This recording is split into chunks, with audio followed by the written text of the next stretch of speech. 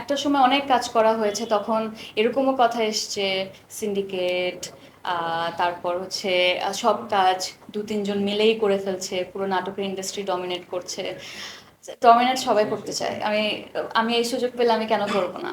তো ডেফিনেটলি খুব সুন্দরভাবে আমি আমার নাটকের ওই ফেজটা পার করেছি আলহামদুলিল্লাহ। এত ভালো একটা ফেজ গিয়েছে। সবাই যখন আসলে ফোন করে বলতো যে এই গল্পটা করেছে এটা মেজবিনের জন্য, তো এটা অবশ্যই একজন আর্টিস্ট হিসাবে, একজন অ্যাক্টর হিসাবে আমার অনেক ভালো লাগা কাজ করতো। সেই ফেজটা পার করেছে, কিন্তু আমি বুঝেছি যে কোথায় থামতে হবে।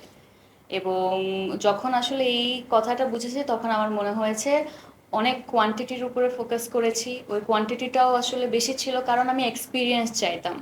ওই এক্সপিরিয়েন্স যদি আজকে না থাকতো, হয়তো বা ফিল্মে আমি এক ধরনের অ্যাভারেজ টাইপের কাজ করতাম, অভিনয়ের জায়গা থেকে হয়তো বা অত দক্ষ হতাম না, কিংবা এ লিস্টার ডিরেক্টররা আমাকে ফোন করে বলতো না যে এই গল্প তুমিই করবা, তোমাকেই চাই।